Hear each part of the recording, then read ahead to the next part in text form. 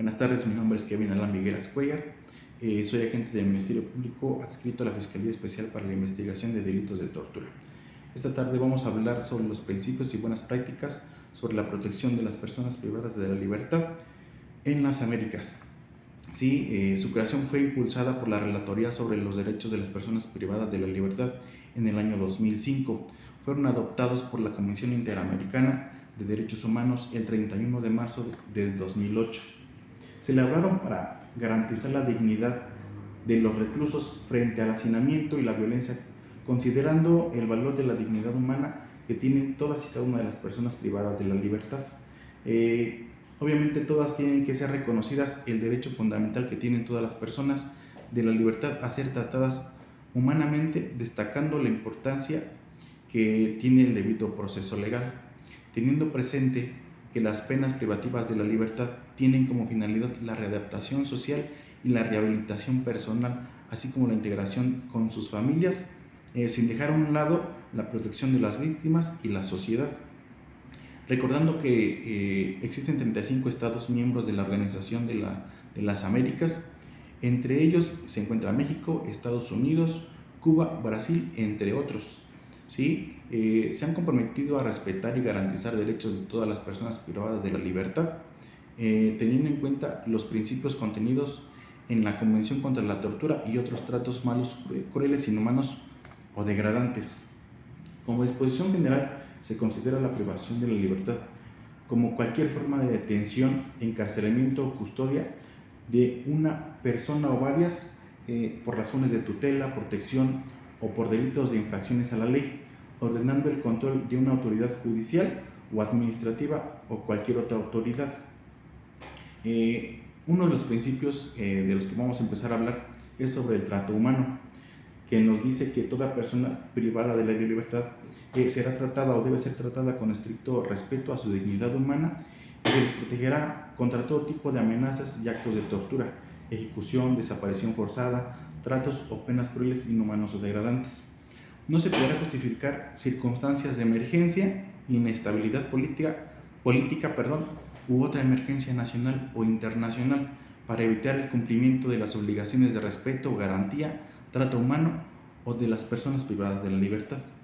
Asimismo, nos encontramos con la igualdad y la no discriminación, que es un tema que se ha venido más bien batallando durante muchos años, el cual nos menciona que bajo ninguna circunstancia se discriminará a las personas privadas de la libertad por motivos de su raza, nacionalidad, color, sexo, idioma, religión, discapacidad física o mental, orientación sexual y o cualquier otra situación que se pueda presentar. Hablamos también sobre la libertad personal. Toda persona tiene derecho a una libertad personal que es protegida contra todo tipo de privación de la libertad, o sea, arbitraria o ilegal. Las personas privadas de la libertad solo serán recluidas en lugares de privación de la libertad oficialmente reconocidos cuando se impongan sanciones penales previstas por la legislación general. La privación de la libertad de niños y niñas deberá aplicarse como último recurso, la privación de la libertad, por un periodo mínimo necesario. ¿A qué se refiere esto? Que se tiene que considerar otro tipo de penas. Al final se tiene que dejar, por decirlo así, la privación de la libertad, por ser que se deja los derechos de los niños y la libertad es primordial para ellos, para su desarrollo pleno. Asimismo nos menciona que se impongan sanciones penales previstas por legislaciones generales a miembros de pueblos indígenas. Deberá darse preferencia a otro tipo de sanciones distintos al encarcelamiento. Es muy similar a lo de los niños y las niñas, que tienen que considerarse otro tipo de penas, dejando al último la privación de la libertad. El principio de legalidad nos habla sobre las órdenes de privación de la libertad que deberán ser emitidas por una autoridad competente a través de resoluciones debidamente motivadas. Las órdenes y resoluciones judiciales o administrativas susceptibles de afectar, limitar, restringir derechos o garantías de las personas privadas de la libertad deberán ser compatibles con el derecho interno o internacional.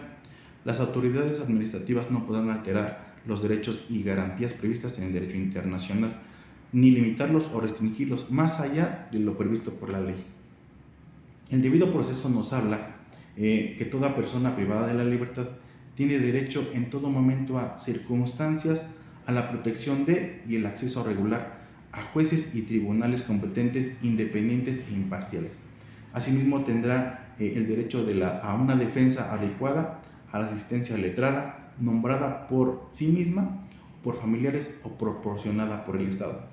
En particular, tendrá derecho a presentar quejas o denuncias por actos de tortura, violencia, castigos corporales, tratos o penas crueles, inhumanos o degradantes, así como las condiciones de reclusión o internamiento por la falta de atención médica o psicológica y alimentación inadecuada. También nos encontramos con el control judicial y ejecución de la pena. El control judicial nos habla de las condiciones de privación de libertad y la supervisión de la ejecución o cumplimiento de las penas, que deben ser periódicas y estar a cargo de un juez o tribunales competentes, independientes e imparciales.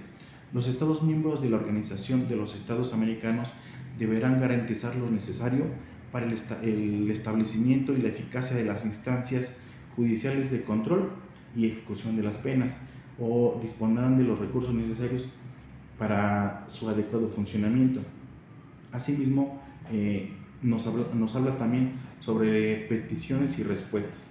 Esto se refiere a que las personas privadas de la libertad tienen el derecho de petición individual o colectiva. ¿A qué se refiere? Que cada persona tiene el derecho de comprender, entre otros, el derecho de presentar peticiones, denuncias o quejas ante autoridades competentes y recibir una contestación pronta dentro de un plazo razonable. Sí, también nos menciona que el ingreso, tanto ingreso, registro, exámenes médicos y traslados son parte de un derecho que tienen las personas privadas de la libertad, ¿sí? Las cuales serán informadas de manera clara y en un idioma o lenguaje que comprendan, ya sea por escrito, de forma verbal o por un medio, que la persona lo comprenda. ¿Sí? También los deberes y provisiones que tienen en el lugar de privación de la libertad, como un registro oficial, el cual será accesible a toda persona privada de la libertad y su representante o las autoridades competentes. Las personas privadas de la libertad tienen un derecho a la salud, las cuales tendrán del más alto nivel del bienestar físico, mental y social, que incluye, entre otros, la atención médica y psiquiátrica y odontológica, la cual tiene que ser adecuada a las personas adultas, mayores, las mujeres, los niños y las niñas, las personas con discapacidad, las personas portadoras de VIH, SIDA, tuberculosis, mencionando algunas. Siendo estas dos últimas, por ejemplo, en una enfermedad en fase terminal, el tratamiento debe de basarse en principios científicos y aplicar mejores prácticas. La alimentación y agua potable dentro de los centros de rehabilitación, la reinserción social, las personas privadas de la libertad tendrán derecho a recibir una alimentación que responda en cantidad, calidad y condiciones e higiene en una nutrición adecuada y suficiente. Asimismo, tendrán un acceso en todo momento a agua potable suficiente y adecuada para su consumo. Su suspensión o limitación como medida disciplinaria, deberá ser prohibida por la ley. Asimismo, las personas privadas de la libertad tienen el derecho o el principio de una educación y actividades culturales. ¿Sí? ¿Qué quiere decir esto? Las personas privadas de la libertad tendrán derecho a la educación, la cual será accesible para todas las personas, sin discriminación alguna, y tomar en cuenta la diversidad cultural y sus necesidades especiales. La enseñanza, en este caso primaria o básica, será gratuita para las personas privadas de la libertad, en particular para los niños y niñas y las personas adultas. Las personas privadas de la libertad tendrán derecho a participar en actividades culturales, deportivas, sociales, y los Estados miembros alentarán la participación de las familias. Dichas actividades serán al fin de promover la reforma, la readaptación social y rehabilitación de las personas privadas de la libertad. Asimismo, tienen el derecho a un trabajo. Toda persona privada de la libertad tendrá derecho a trabajar, a tener oportunidades efectivas de trabajo y recibir una remuneración adecuada y equitativa para ello, de acuerdo con sus capacidades físicas y mentales, a fin de promover la reforma, rehabilitación y readaptación social. Los Estados miembros promoventes en los lugares de privación de la libertad, la orientación vocacional, el desarrollo de proyectos de capacitación técnico-profesional y garantizar el establecimiento de talleres laborales permanentes, suficientes y adecuados para un desarrollo pleno de la persona privada de la libertad. Asimismo, la libertad de conciencia y religión. ¿Qué quiere decir esto? Que las personas privadas de la libertad tienen el derecho de elegir su religión, que incluye el derecho de profesar, manifestar, practicar y conservar, cambiar su religión según creencias de cada una de las personas. Es un derecho que ellas tienen también. Asimismo, la libertad de expresión, asociación y reunión. ¿Qué quiere decir esto? Que las personas privadas de la libertad tendrán derecho a una libre expresión en su propio idioma, asociación o reuniones prácticas. Todo esto se encuentra consagrado en el artículo 19 de la Declaración Universal de los Derechos Humanos, y en México se encuentra protegido por los artículos 6 y 7 de la Constitución Política, y se encuentra respaldado por organismos como es la Comisión de los Derechos Humanos y la Fiscalía Especializada para la Atención de los Delitos Cometidos contra la Libertad de Expresión. Asimismo, nos encontramos con las medidas contra el hacinamiento. ¿Qué nos explica esta parte? Que la autoridad competente definirá la cantidad de plazas disponibles de cada lugar de privación de la libertad, conforme a los estándares vigentes en materia de habitacional, verificando el alojamiento de personas por encima del número de plazas, estableciendo en un establecimiento los estados deberán investigar las razones que motivaron tal situación y deslindar responsabilidades individuales, obviamente, para los funcionarios que autorizaron tales medidas. Desgraciadamente, en la actualidad nos encontramos con los centros de readaptación social se encuentran sobrepoblados. Entonces, a esto se refiere esta parte, ¿sí? De que la autoridad es responsable de preservar con un hacinamiento que sea el adecuado para cada una de las personas privadas de la libertad. Asimismo, contando con el mundo exterior, que es un derecho que también tienen las personas privadas de la libertad, es que tienen derecho a recibir y enviar correspondencia sujeto a aquellas limitaciones compatibles con el derecho internacional, y a mantener contacto personal directo mediante visitas periódicas con sus familiares, representantes legales o con personas, especialmente sus padres, hijos y sus respectivas parejas, obviamente. Asimismo, la separación de categorías. ¿A qué se refiere esto? Pertenecientes a diversas categorías deberán ser alojadas con diferentes lugares de privación de la libertad o en distintas secciones. Dentro de estos establecimientos se debe considerar el sexo, edad, la razón de su privación de la libertad, la necesidad de protección de la vida e integridad de las personas privadas de la libertad. Como normalmente se ha manejado aquí en el estado de Hidalgo, pues obviamente está el área de mujeres y el área varonil o femenil. Entonces, a eso se refiere esta separación de categorías, obviamente. Esto lo que ayuda es a disminuir conflictos, tanto hombres como mujeres o otro tipo de personas, ¿no? Asimismo, nos encontramos con los principios relativos al sistema de privación de la libertad, las cuales uno de ellos es el personal de los lugares de privación de la libertad.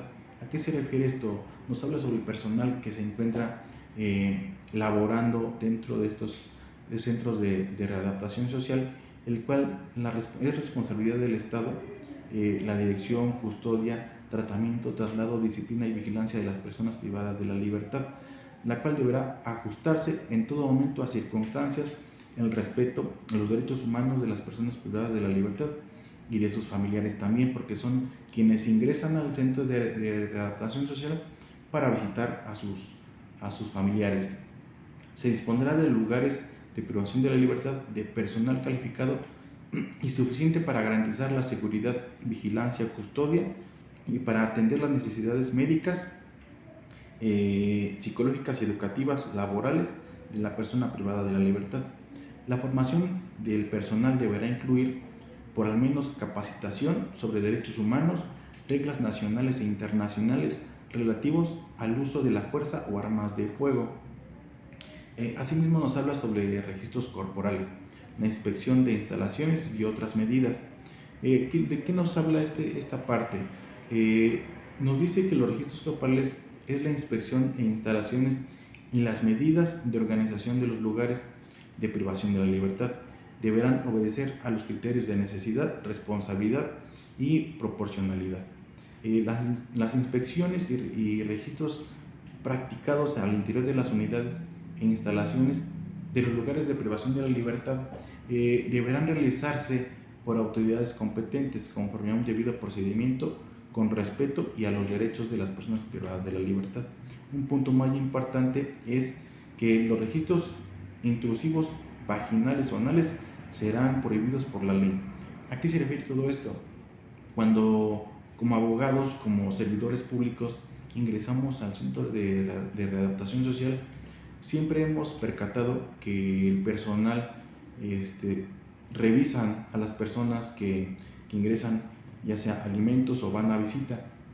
A esto se refiere este tema, ¿sí? Que el personal que sea legalmente capacitado para realizar este tipo de personas.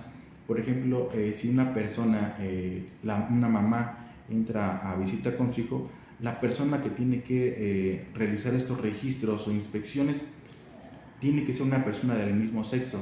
Si es mujer, pues bueno, una compañera mujer. Si es hombre, obviamente tiene que ser un compañero hombre. ¿Para qué? Para que no se llegue a realizar alguna falta de respeto o una violación a un derecho tanto como familiar como a la persona privada de la libertad.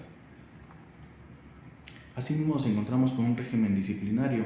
¿Qué nos habla esto? Sobre las sanciones disciplinarias que se adopten en los lugares de privación de la libertad, así como los procedimientos disciplinarios, los cuales deben ser sujetos a un control judicial y estar previamente establecidos en la ley.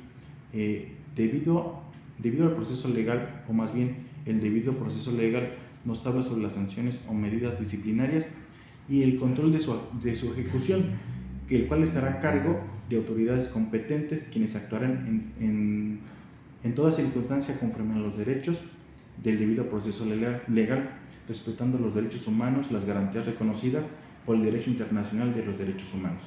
Las medidas de aislamiento es otro tema muy importante, los cuales se prohibirá por disposición de la ley las medidas de sanciones o de aislamiento en celdas de castigo.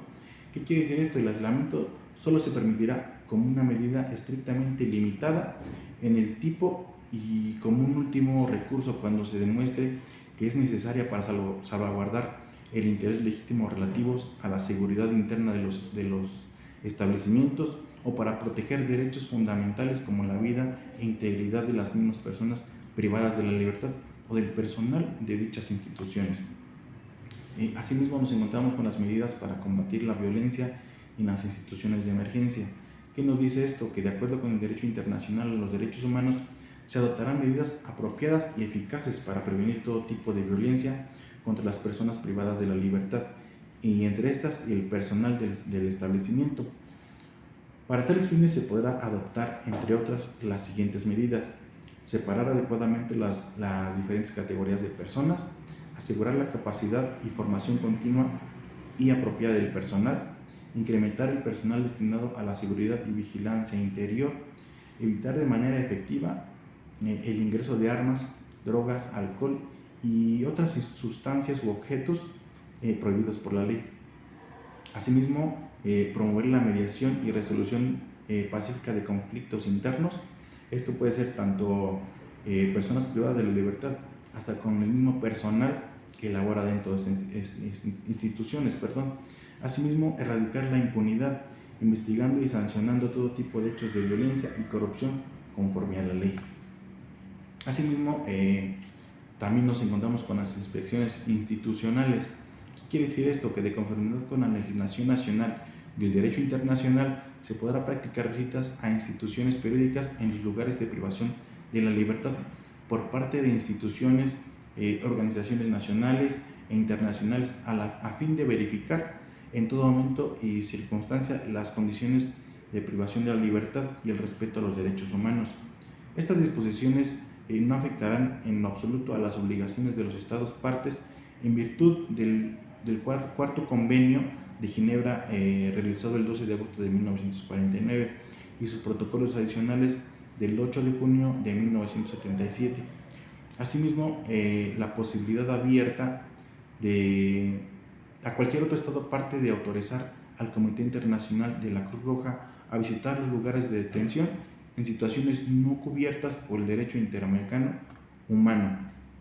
Asimismo, la interpretación, ¿qué quiere decir esto? La interpretación de todo lo que ya venimos explicando es con el fin de respetar y garantizar plenamente los derechos y las libertades fundamentales reconocidas por el sistema interamericano. Los Estados miembros de la Organización de los Estados Americanos deberán interpretar intensivamente las normas de los derechos humanos, de tal forma que se aplique en toda circunstancia las cláusulas más favorables a las personas privadas de la libertad, obviamente partiendo del buen actuar del servidor público, tomando en consideración los derechos humanos de las personas privadas de la libertad y tomando en consideración la ética profesional también como servidores públicos. Y bueno, esto es una parte muy breve de lo que viene siendo todo este tema. Agradezco mucho su atención, espero sirva mucho y sea de mucha ayuda para todos nosotros.